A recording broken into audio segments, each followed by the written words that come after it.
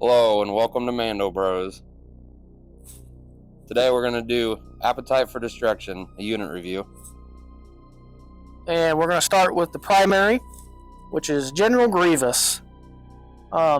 He brings 3 force points to the squad, as well as 8 squad points. He is a primary by himself, obviously. There's no other units with him, no other characters. He has a tactic ability called Onward. Start of its activation, he gives a battle droid within 4 a dash. I've seen in a lot of scenarios this can be really good, especially at the beginning of the game. You like to give other battle droids movement and whatnot that really helps them, get them to points, helping shove other units out of points. I know I've used him in a lot of battle reports, and that has come in handy quite a few times. His active ability Scuttle, you pay a force, he gains scale, and he can advance. This I've used quite a bit. It's one of his better abilities, if not best, because one thing you want to do with Grievous, he's a big, high damage output character. And being able to wound a unit and move twice to be able to get to a point and take that point, that's pretty good, I'd say. Yeah. His reactive ability, I've been training your Jedi Arts for 2 force. After a melee attack made by a character in this unit is resolved, he may use the ability. Each enemy unit that has 1 or more characters engaged with the attacker, so it has to be Grievous, except the defending unit, suffers 2 damage. I don't know if I've used that a whole lot. Doesn't come up a lot. Strategically, it makes sense, but usually with Grievous, he wounds a lot or gets wounded, so it could help. His innate ability, Appetite for Destruction, I like to use this because it's free. Why not use it? After he makes a combat action, choose an allied battle droid supporting character. So in his squad, it would be the B2s. Within 3, the chosen character may dash. Then that character may make a 5 dice attack targeting 1 of the same enemy characters within range and line of sight. Appetite for Destruction. A lot of strategies I've used with him. I usually get, whether it's the B2s, the B1s, or the Magna Guards, depending on who I'm running with them. They help out a lot. And that's one thing you want to do with him, is be able to make an attack and then have somebody else contribute to that attack. Finally, which makes sense for Grievous, his identity ability, another fine addition to my collection. After this unit wounds an enemy unit, after the effect is resolved, that character may heal 2. Then if the wounded unit is a force user, refresh 2 force. A lot of lists that I use Grievous in care about wounding the opposing player. A lot of strategies I do with him, and maybe you don't. Maybe you don't. I like to use him to wound so I can get that effect to refresh force. And then usually my other primary, whether it's Dooku or whoever, they care about getting wounded, or your unit's getting wounded, so you're refreshing force that way as well, because a lot of battle droid lists can be very force hungry.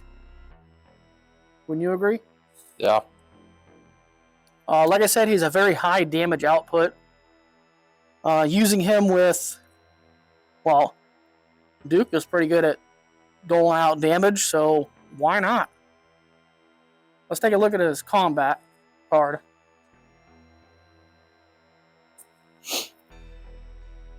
Alright, on his Cunning Warlord side, we'll just go ahead and look at the tree for now.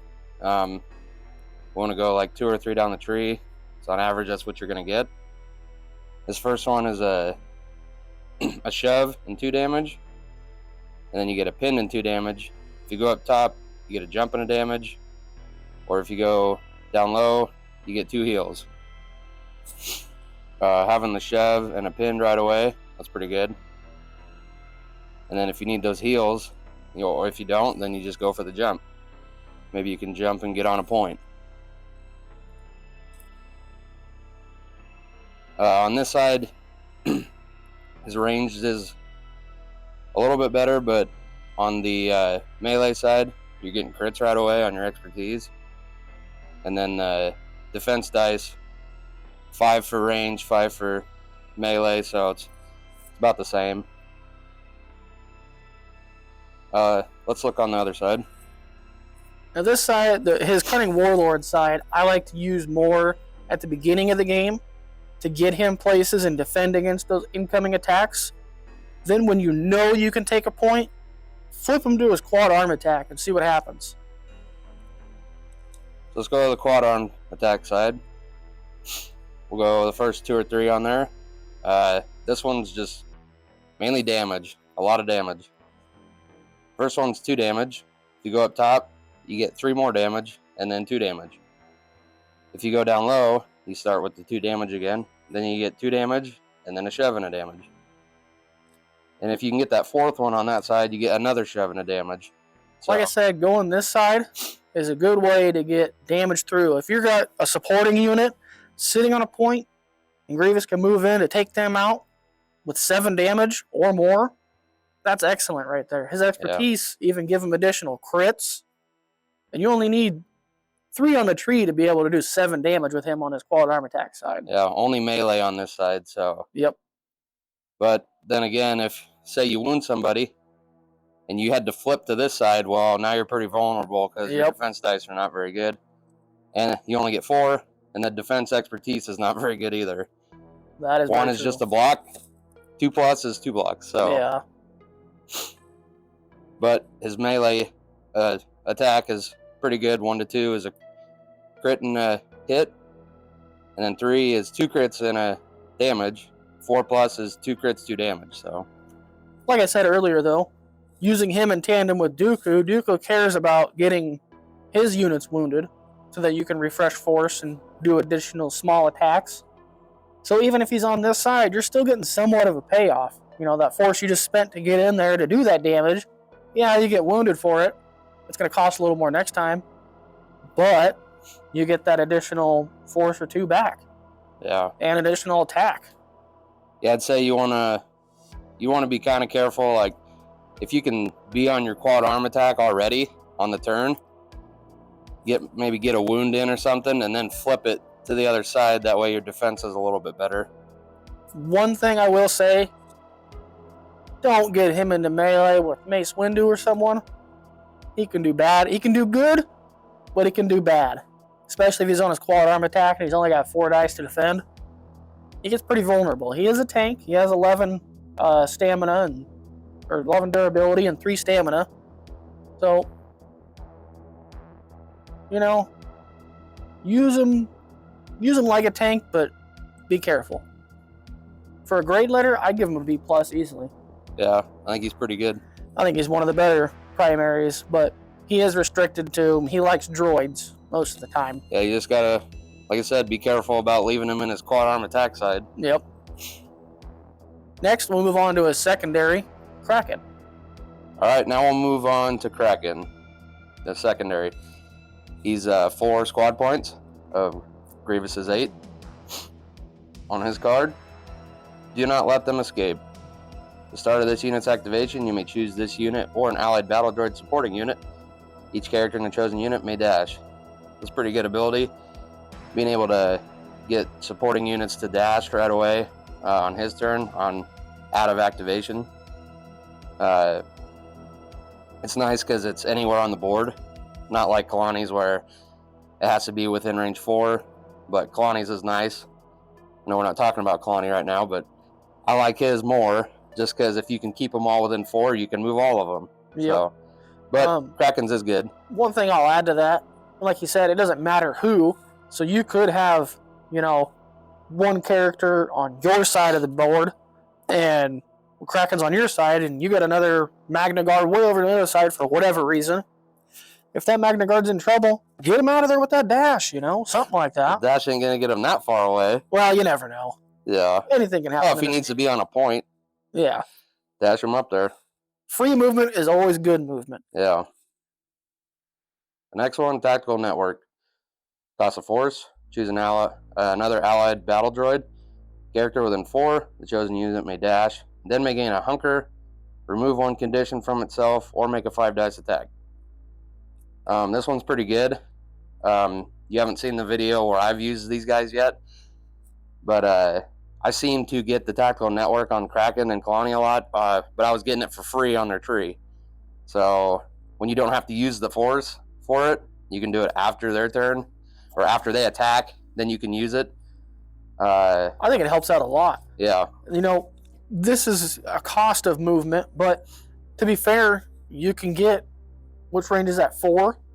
If you're at the beginning of the game and you got your B2s or your B1s or your Magna Guards around him, giving them a free dash, or even if you can dash them in there to do a free attack to, shove some dirty old clones out of there or whatever to get that point eventually, that helps out great.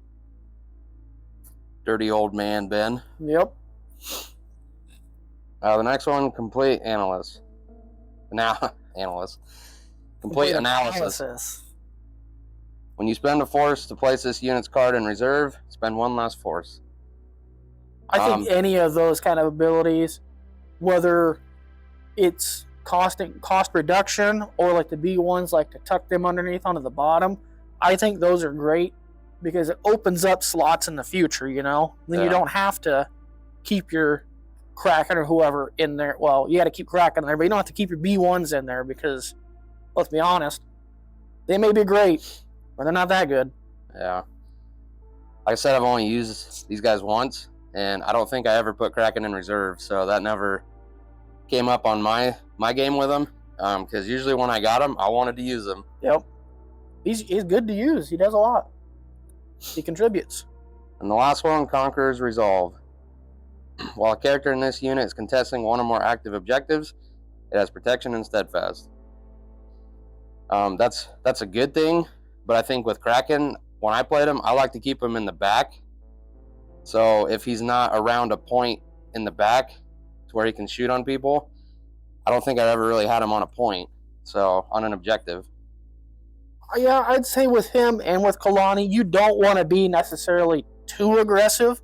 They have good combat trees, don't get me wrong, but they can get injured quite quickly and wounded and all that. So leaving them back a little bit more and having the B1s and B2s or Magna Guards doing your bidding, I think that helps out a lot. Let's move on to his combat tree real quick. If we're going on average about 3 on the tree, we'll start with the top side. You get a pin and a damage, a shove and 2 damage. If we go back up, you can add 2 more damage. That's 5 damage, a pin and a shove. That's pretty good when it comes to, taking a point, stopping someone from moving to a point, stuff like that. Or we can go bottom side, which is shove and damage, shove and 2 damage, and then a free active ability. Anything free is always good in my opinion. Yeah. Same thing with shoves. Shoves are great. 3 damage may not be the best, but shoves are very pivotal in this game. And then you can get that free tactical network. You don't have to pay a force for it. Yep. Then you can get another free attack in, Only 5 dice, but yeah, you never know. You can get, or you can give them a hunker. Yep. But you're still getting a movement out of it. Yep. That helps out a lot. His range attack is range 5 with 7 dice and 4 dice to defend, whereas melee is 5 dice with 4 dice to defend. Like I said, he's kind of squishy, so you want to keep him in the back, keep him at range so he's not getting attacked right away. His expertise, you get some crits and some hits, 1 for a crit, 2 or more for a crit and 2 hits, which is okay. Kind of, if you roll all expertise, then you're only getting 1 through, hopefully. That kind of hurts. Yeah. His melee, 1 to 2 is just 1 hit. His 3 is 1 crit. 4 or more are 2 crits. Not the best. It's alright though.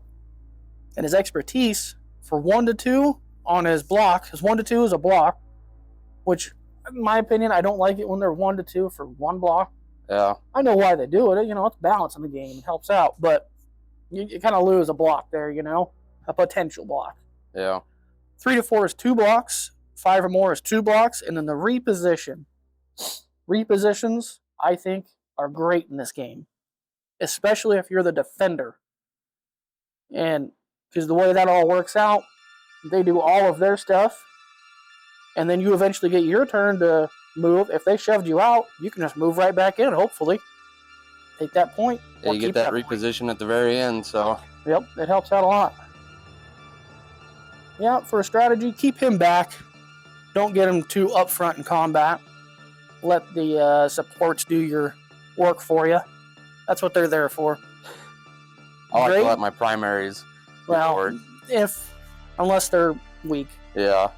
For a grade letter, I'd give him a B-. Yeah, I don't think he's a C. He's pretty good, so I'd stick in the B range. Next, we'll move on to the B2 battle droids. Next up, the B2 battle droids. The B2s are the supportings, or support unit. They have 4 points cost. They get 2 characters in their unit. And they have the bigger bases that the B1s have, so the 50mm. Wow, and Grievous. Yep, and Grievous, you're right. So they're harder to get on certain points of terrain, so you have to be careful with that. Yeah, keep that in mind when using these guys. Their durability and stamina is 8 and 2, so they're a little higher on the chart for a supporting unit. Their first ability, Relentless Advance, is their active ability for a force. Each character in this unit may dash. Movements are great in this game. Dashing them up with big bases, I kind of feel like it's cheating in some cases. Yeah, they get to go a little bit further ahead. Next up, their Saturation Fire is a reactive ability. Keep in mind, when a character in this unit, one character, targets an enemy character that is contesting 1 or more active objectives with an attack, this unit may use this ability. Add 2 dice to the attack roll. For instance, I've used the ability before. You haven't used the B2s yet. No. I've used it, and it does help out a lot of times when you're trying to get either a lot of damage and conditions on someone, or just shove them out of there. Helps out a lot. That 2 extra dice, you never know what it's going to do. And finally, their innate ability, Enhanced Blast Armor, they have protection. So essentially, they have 9 stamina. If you think about that. That 1 protection cancels out 1 damage. Yep. So in order to wound them, you got to do what, 10? Well, you got to get at least 9. You got to get 9. Yeah. Because one's blocked out. What are you doing? Not mathing. Next up, their combat tree. Oh, look at their tree first. Like I said, we'll kind of just look at the first 2 or 3. Or, possibly 4 if you can get to that. The first one, a shove and a damage. Then you get 2 damage. If you go up top, you get another shove and a damage. And then if you can get 4 through, you're giving them an exposed and 2 damage. So I kind of like that way if you can at least get 4. That way you're getting 2 shoves and an exposed. And you're doing 6 damage. This is just my opinion. I think exposeds and pins are some of the greatest conditions you can put on a unit. Yeah. Exposed and pinned. Strained is helpful. Yeah. Especially if they have a strain by itself, I don't think is that great.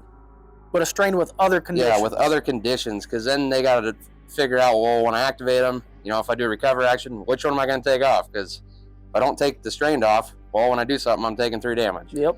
But if I don't take the pinned off, or the exposed, whatever, well, then you can't move the first time with the pin, or you get attacked next time, no expertise, so strained is nice. You need other conditions on there too, so that makes them have to make a decision. Yep, absolutely. If you go bottom side, you do shove the damage, 2 damage. Then on the third one, it's a reposition and a damage, which is good. And then if you can get 4 through, you're doing a pinned and 2 damage. If you're getting 4 through, you're shoving them, you're repositioning, and you're pinning them.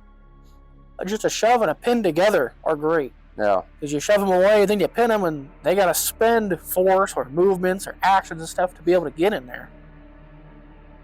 They're ranged. They get a range of 5. They're better with range. They're shooting 6 dice, melee 5 dice. And then their range defense is better with 4 dice. Their melee 3 dice. Their range is better, but their expertise is not great on kind of all of them. Yeah. Their range, you're just getting 1 expertise is a damage. 2+ is 2 damage. Yep. Damage is fine, but I've said it before in other videos, I like getting hits or crits, because then you're getting more spots on the tree, essentially, and you can get more stuff on the tree than just doing a damage or 2 damage. Conditions, shoves, repositions. Yeah. Damage is great and all, but yeah, getting conditions and abilities, way better. And the melee is not much better. 1 to 2 is 1 hit. 3+ is a crit. It's not very good. So you really don't want to roll expertise with these guys. And then your defense, 1 to 2 is a block. 3+ is 2 blocks. Yep. So again, not that great.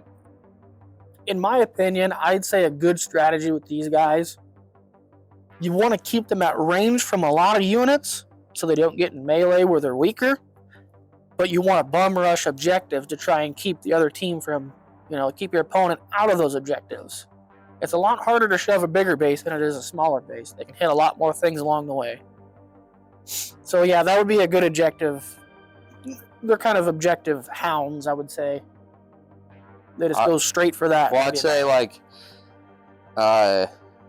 what's the new mission set? Sabotage Showdown. Sabotage Showdown. Like with them, I'd kind of want to keep them on those back points. I mean, if you can, but then if there's one open later on their next turn, then maybe go for one a little further in, because I think their range is good. So if you can just keep them on a point in the back and be shooting at people, Well, especially if they're on a point, you get 6 dice for, the opposing player being on a point. You can add 2 to it. That might be the 2 you need to be able to shove them out of it. You never know. For a grade letter, I'd probably give them a C+. Yeah. I couldn't go B. I mean, their expertise is not very good. Yeah, their tree's okay, but same thing with their melee defense. It's lackluster. Yeah. Anyway, thank you for watching, liking, commenting, subscribing, sharing, everything.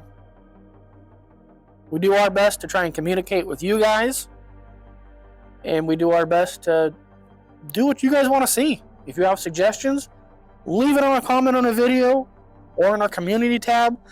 Anywhere. We'll try to get anything done as soon as possible, and we'll communicate with you along the way. Keep in mind, this is the way. I think it's this way.